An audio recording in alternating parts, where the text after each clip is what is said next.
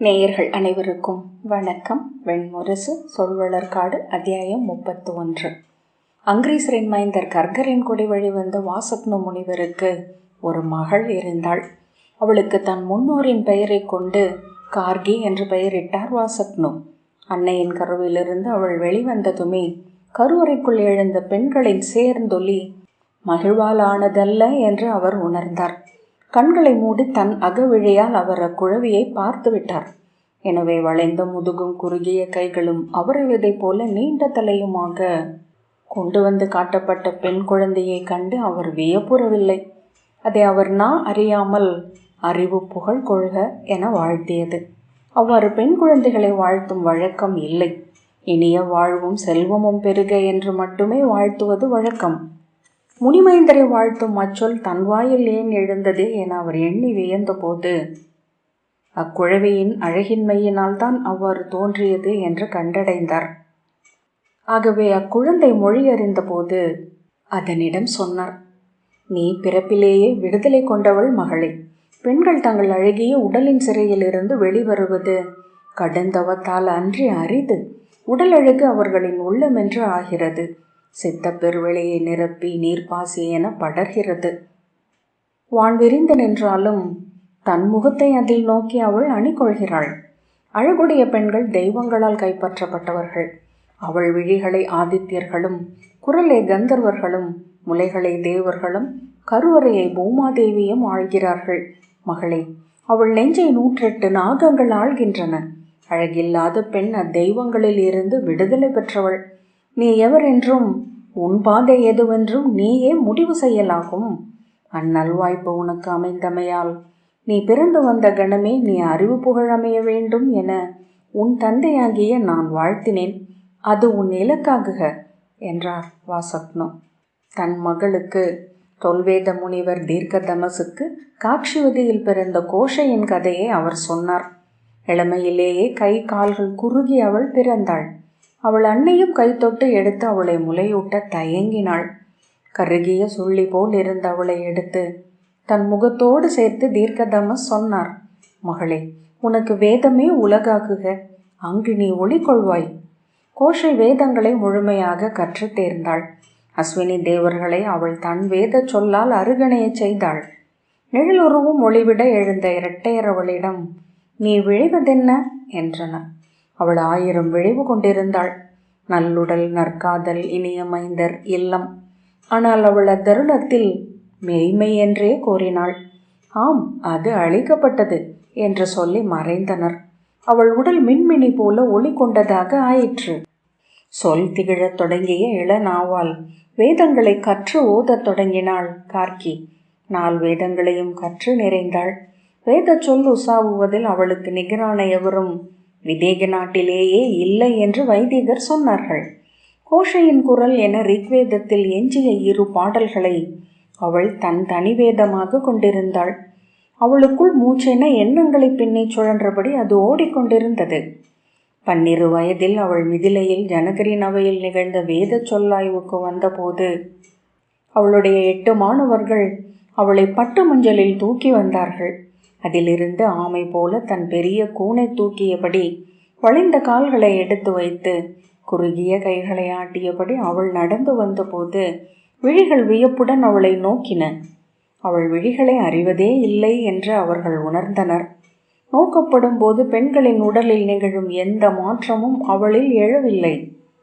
ஜனகரின் அவையில் முதலில் அவள் குரல் எழுந்தபோது அதிலிருந்த தூய ஒலி பிறரை அமைதியடைய செய்தது. வேதம் தனக்குரிய மானுட குரலை தெரிவு செய்துவிட்டது என்றார் ஜனகர். அவையாடலில் மெல்ல மெல்ல அனைவரும் சொல்லடங்கி ஆசிரியர் முன் மாணவர்கள் என்றாயினர். அவள் திரும்பிச் செல்லும் போது முது வைதிகர் 12 அவள் உடைமைகளை எடுத்தபடி அவள் பின் பணிந்து சென்றனர். அவள் ஏறிய பல்லக்கை அவர்கள் சுமந்து நகர் எல்லை வரை கொண்டு சென்றனர். அவள் குடிலுக்கு வெளியே எந்நேரமும் அவள் வெளிவரும் தருணத்தை காத்து நின்றிருந்தனர் மாணவர். யாழ் ஏன் வளைந்துள்ளது என இன்று கண்டறிந்தேன் என்றார் பெரு வைதிகரான சபரர். நிமிர்வென்பது பிரிதொன்றால் வெல்லப்படாதிருத்தல். உடல் என்று அமைந்த அன்னத்தை வென்றிருக்கிறது வேதம். வேள்வியின் எரிகுலத்தில் அனல் பட்டு உருகி வளையும் விறகு தானும் அனலாகி கொண்டிருக்கிறது. கார்கி விதேகத்தில் வேதச் செழுமையின் உச்சம் என்று சூதர்களால் பாடப்பட்டாள். அவள் காலடியில் அமர தென்னக நாடுகளில் இருந்தெல்லாம் நெடுநாட்கள் நடந்து வந்தணைந்தனர் வேத விழைவோர். ஜனகரின் அமைச்சரான மித்ரரின் மகள் சுலஃபை தன் தோழியருடன் நேர் விளையாட்டுக்கு சென்றிருந்தாள். முதிரா இளமையை அடைந்திருந்த அவளும் தோழியரும் கண்ணீரென விளைந்த பெண்களின் உடலையும் ஆடைகளையும் பேச்சையும் அசைவுகளையும் கூர்ந்து நோக்கி தங்களுக்குள் பேசிக்கொள்ளும் வழக்கம் கொண்டிருந்தனர். எவர் தோள்கள் பெரியவை, எவர் முலைகள் எழுந்தவை, எவர் குரல் இனியது என அவர்கள் சொல்லாடினர். கண்ணியரான்களை நோக்கி விழிமுனையால் உரைக்கும் சொற்களை அவர்கள் அறிவதற்கு முன்னர் இவர்கள் அறிந்தனர். எந்த அழகியை எவரெல்லாம் விழைகிறார்கள், எவருக்கெல்லாம் அவள் விழி கொடுக்கிறாள், எவரையெல்லாம் அவள் தன் வழி நிறுத்தி ஆடுகிறாள் என்று நீருக்குள் கழுத்தளவு மூழ்கி நின்று நாழிகை போவதறியாமல் கோழி குஞ்சுகள் போல மென்குரலில் பேசி சிரித்து கொண்டார்கள். நீராடி முடித்து அவள் சோலை வழியாக தோழியருடன் கூவிச் சிரித்தபடி வருகையில் குடில் ஒன்றின் முன் இளைஞர்கள் கூடி நின்றிருப்பதை கண்டாள்.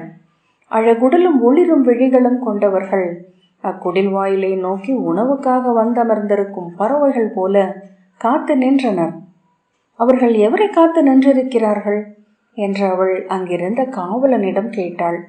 வேத பேரறிவரான கார்கி தேவிக்காக அவர்கள் நின்றிருக்கிறார்கள்.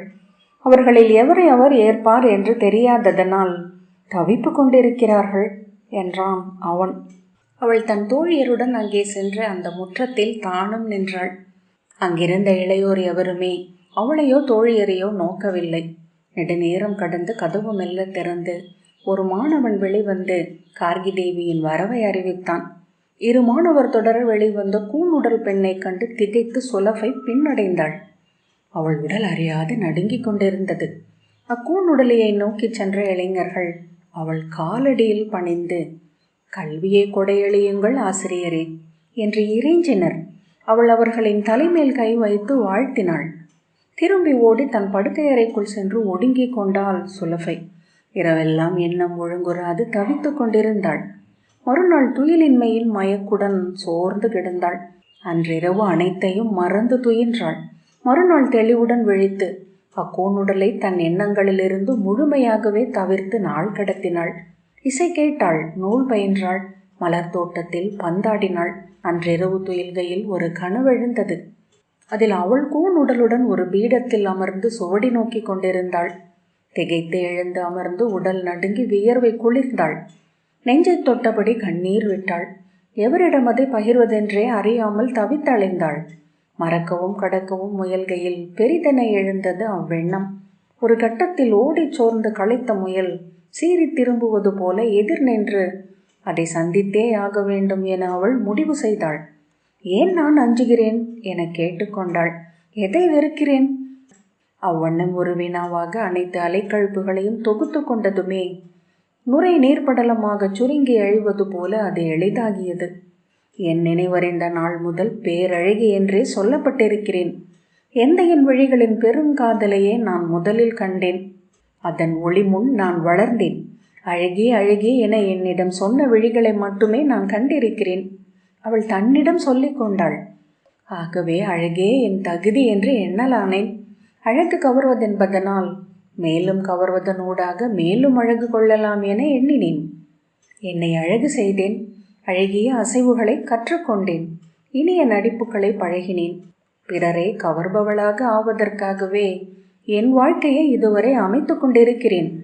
அவ்வெண்ணம் அவளை எரியச் செய்தது. தங்களை கவர்வதற்காகவே நான் வாழ வேண்டுமென எனக்கு ஆணையிட்டவர் எவர்? எனக்கென்று ஏதுமின்றி தொழும்பர் நிலை கொள்வதே என் தகுதி என நான் எவ்வண்ணம் எண்ணலானேன்? ஏவல் தொழில் செய்ய இளமையிலேயே பழக்கப்படுத்தப்படும் விலங்கா நான்? அவள் அச்சொற்களை தன்மேல் விழுந்த எரித்துளிகளாக உணர்ந்தாள். ஆனால் மீண்டும் மீண்டும் அச்சொற்களை அள்ளி தன்மேல் சொரிந்து அதில் நீராடி மீண்டு எழுந்தாள்.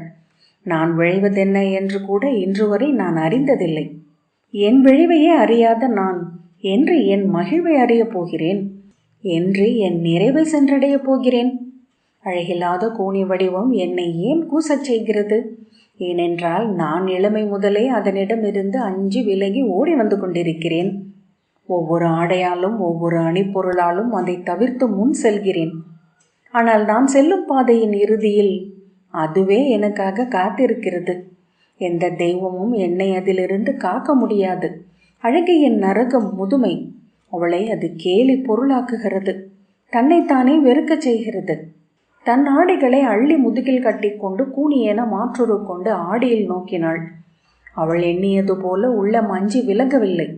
அவள் அதை நோக்க நோக்க அது அவளையும் நோக்கியது. எந்த முனிவர் முதுமையை அஞ்சுகிறார்?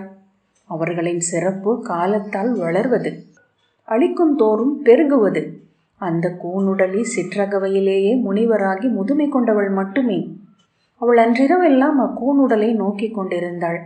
அந்த ஆடி முன்னால் சரிந்து விழுந்து துயின்று அக்கனவில் கூனுடலியாக தன்னை கண்டாள்.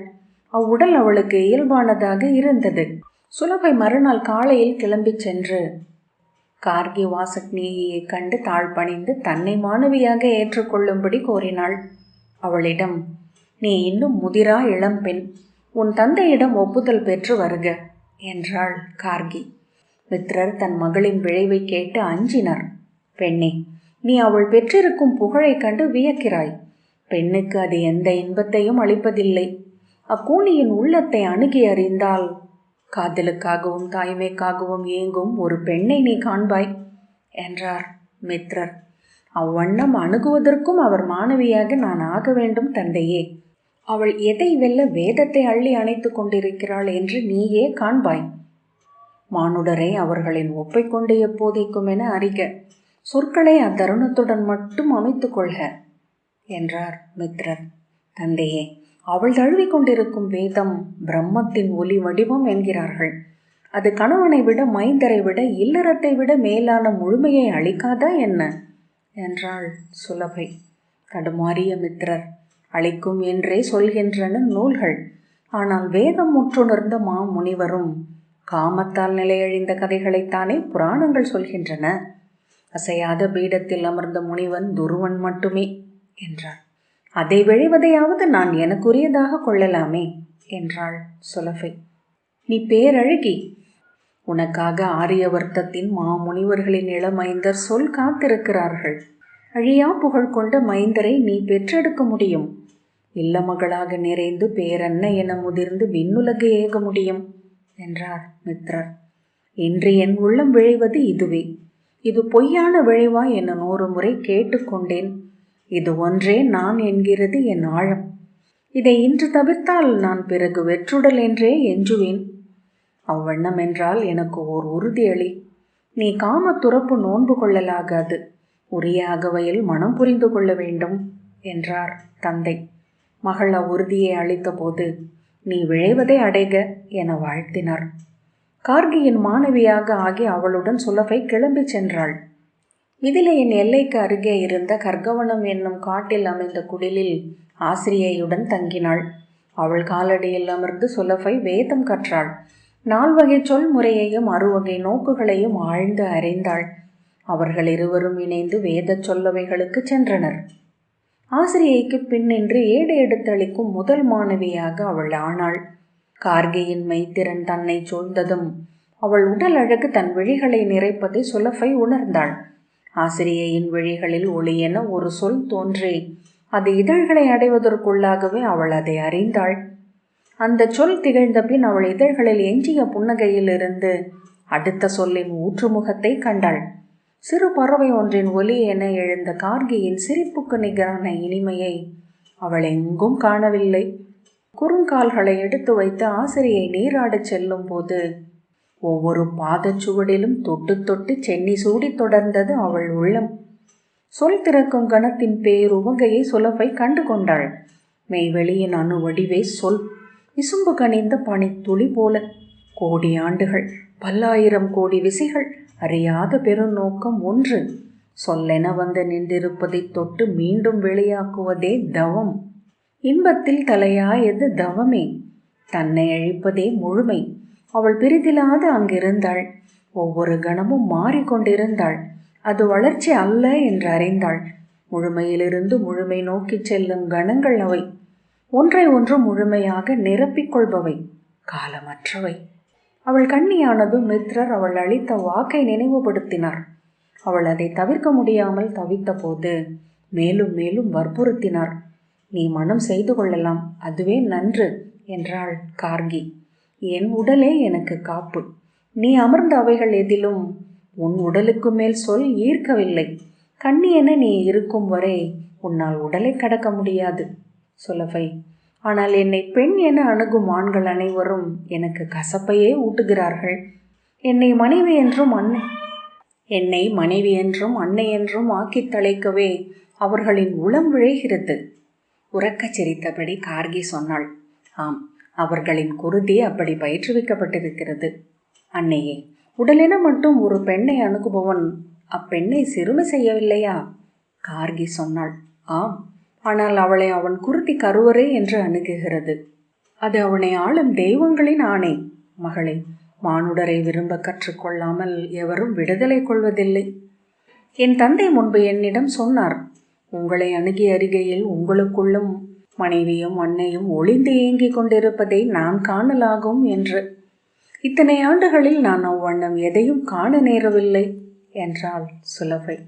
நானே 100,000 முறை திசை மாற்றி நின்று அவ்வினாவை என்னிடம் கேட்டிருக்கிறேன். இல்லை இல்லை என்றே என் அகம் சொல்கிறது என்றாள் கார்கி. என் உடலுக்குரிய தெய்வங்கள் இளமையிலேயே என்னை கைவிட்டிருக்கலாம், அல்லது நான் என் வேதத்தால் அவர்களை நிறைவுபடுத்தி விண்புகச் செய்திருக்கலாம். இன்று என்னால் கூற முடிவது ஒன்றுண்டு. ஆண்களை விட பெண்களுக்கே காமணிப்பும் துறவும் எளிதானது. பெண்களின் காமத்தில் வென்றடக்குவது என்னும் விளைவு கலந்திருப்பதில்லை. ஏற்றவற்றின் முன் தன்னை முழுதளிக்கவும் பெண்களால் தான் முடியும் என்றாள் கார்கி. ஆகவே பெண்களுக்கு மெய்மை மெல்லவே வந்தடையும். வந்தடைந்தவை முழுமையாகவே விடுதலையாக உருமாற்றம் கொள்ளும். ஆண்களில் அதன் பெரும் பகுதி ஆணவமென தெரிந்து அகம் நிறைத்து நாரும். வேதத்தை பெண்கள் ஆண்களுக்கு நிகரென அறிய முடியாதென்றே இன்னும் முனிவரவை எண்ணுகிறது என்றாள் சுலபை. ஆண்கள் அறியும் வேதத்தை அவர்களுக்கு நிகரென அறிவது பெண்களால் இயல்வதல்ல. பெண்கள் அறியும் வேதத்தை ஆண்களும் அறிய முடியாது. இம்மண்ணும் வானும் அனைவருக்கும் உரியவை என்றால் மகிழ்வும் அறிவும் கூட அவ்வண்ணமே என்றாள் கார்கி. எளிய உள்ளம் கொண்டவர் இம்முனிவர்கள். அழியவர் என்றே சொல்ல வேண்டும். அவர்கள் அறிந்தவர்கள் என்பதனால் அறிவினூடாக அன்று பிரிதை அறிய முடியாமல் தலையுண்டிருக்கிறார்கள். மித்ரர் நாள் செல்ல செல்ல அச்சம் மிக்கவராக ஆனார். ஒவ்வொரு நாளும் மகளிடம் வந்து, உன் மணமகனை சுட்டு, நான் அவருக்கு உன்னை அளிக்கிறேன். இன்னமும் பிந்துவது உகந்தது அல்ல. இப்போதே என் குடியில் பழிச்சொற்கள் எழத் தொடங்கிவிட்டன என்றார். உகந்தவரை சொல்கிறேன் என்று சொல்லி கடந்து சென்றாள். உன் தந்தைக்கு அளித்த சொல் இது பிழைத்தால் நான் உயிர் வாழ மாட்டேன் என்றார் மித்ரர். என்னால் ஆண்களை ஏற்க முடியவில்லை தந்தையே என்றாள் சுலபை. ஏன் இதை இப்படி தலைமேற்கொள்கிறீர்கள்? மித்ரர். நீ அறிய மாட்டாய். மனம் புரியாத பெண்ணின் தந்தை பழி சுமந்து சாக வேண்டும் என்பதே இங்குள்ள வழக்கம். மிதிலையின் பேரழகி தங்களை மறுக்கிறாள் என்னும் செய்தியே இளைஞரை சினம் கொள்ளச் செய்தது. அவளை பற்றிய அலர்களை அவர்களை உருவாக்கினர். அவள் கந்தர்வ பூசனை வழியாக பெண்மையை இழந்து உடலுக்குள் ஆணாகிவிட்டாள் என்றனர். அவள் முனிவர்களுடன் முறை மீறிய உறவு கொண்டு வேத கல்வியை பெற எண்ணுகிறாள் என்றனர். அவளை மிக விழைந்தவர்களே அவ்வலரை பெருவிருப்புடன் கேட்டு பிறரிடம் பரப்பினர். அவளை வழிபட்டவர்கள் அதை கேட்டு தங்கள் முகம் மலர்வதைக் கண்டு தாங்களே வியந்து கொண்டனர். அலறி எழுந்து சூழச் சூழ மித்ரர் நிலையழிந்து பித்து கொண்டவர் போல் ஆனார். ஜனகரின் அவை கூடலுக்கு வந்த யாஜ்ஞவல்கியரை அப்போதுதான் சுலபை கண்டாள். அவையில் வெண்ணிறத்தாடியும் தோள் புரண்ட பனிக்குழலும் இனிய புன்னகையுடன் எழுந்து நின்று அவர் வேதமெய்மையை உரைத்தார்.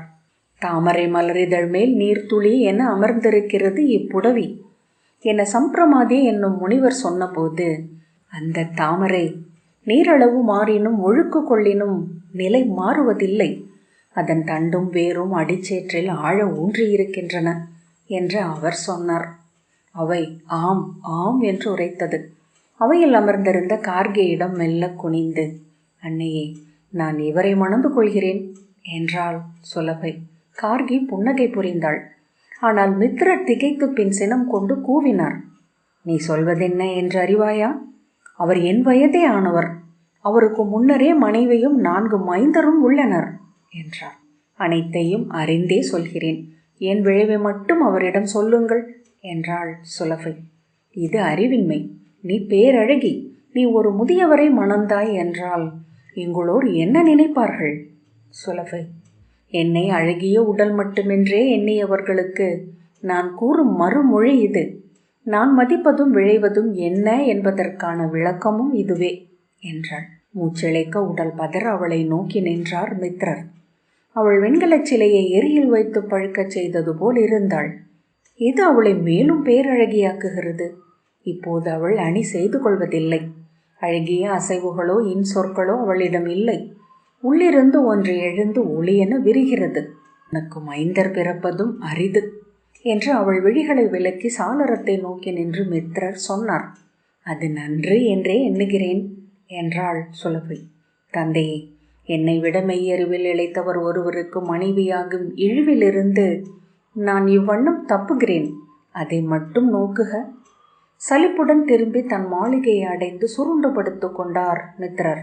அவர் துணைவி சபரி அவர் அருகே வந்து அமர்ந்து, இவ்வாறு அவள் மனம் புரிய ஒப்பு கொண்டதே நல்லூழ் என்று கொள்வோம். பெண்ணின் உளம் நிறைக்கும் கணவன் எவர் என பிறர் ஒருபோதும் சொல்லிவிட முடியாது என்றாள். சினத்துடன், அவள் எதிர்நிலை கொண்டு இம்முடிவை எடுத்திருக்கிறாள். இது சின்னாட்களிலேயே அவளுக்கு சுமையாகும் என்றார் மித்திரர். இல்லை, அவள் ஆசிரியனை கணவனாக ஏற்றிருக்கிறாள் என்றாள் சபரி. ஆண்களுக்கு மனைவி தோழியோ அன்னையோ மட்டுமே. பெண்ணுக்கு கணவன் பெரிதொன்றுமாக வேண்டும். சிலருக்கு தந்தை, சிலருக்கு தோழன், சிலருக்கு காவலன், சிலருக்கு ஆசிரியன். அவள் சொல் கேட்டு ஒருவாறாக தேறி பிரகதாரண்யகம் சென்று யாக்ஞவல்கியரை கண்டு தன் மகளின் விளைவை சொன்னார் மித்திரர்.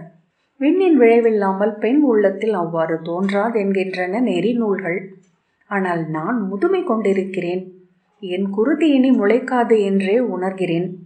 என் மனைவியின் ஒப்புதலும் இதற்கு தேவை. ஆனால் நான் சென்று அவளிடம் ஒப்புதல் கோர முடியாது. அது என் விளைவை அறிவித்தலாகும் என்றார் யாக்ஞவல்கியர். என் மகள் வந்து உங்கள் மனைவியைக் கண்டு ஒப்புதல் கோரட்டும் என்றார் மித்திரர். அந்த ஒப்புதல் கிடைக்கப் பெறாது என்றே அவர் நம்பினார். தந்தையுடன் சுலபை பிரகதாரண்யக காட்டுக்கு வந்தாள். யாக்ஞவல்கியரின் குடிலுக்குள் சென்று காத்யாயனியை பார்த்ததுமே அவள் அனைத்தையும் புரிந்து கொண்டாள். குனிந்து அவள் கால்களை தொட்டு, மூத்தவரே, உங்களுக்கு இளையவளாக இங்கிருக்க அருள வேண்டும் என்றாள். காகங்களை நோக்கி கொண்டிருந்த காத்யாயனி திரும்பி தன் கடந்து சென்ற கண்களால் அவளை நோக்கினாள். நான் உடனிருக்கிறேன் அக்கா என்றாள் சுலபை. ஆம் என்று சொல்லி காத்யாயினி அவளை தலை தொட்டு வாழ்த்தினாள். யாக்ஞவல்கியர் தன் மைந்தரின் ஒப்புதலுடன் மாணவர் புடைசூழ சுலபையை மனம் புரிந்தார். அவள் பிரகதாரண்யக பெருங்காட்டில் 2வது ஆசிரிய மனைவியாக மைத்ரேயி என்னும் பெயருடன் அமைந்தாள். சொல்வளர்காடு 31வது அத்தியாயம் இத்துடன் நிறைவு பெற்றது. நன்றி.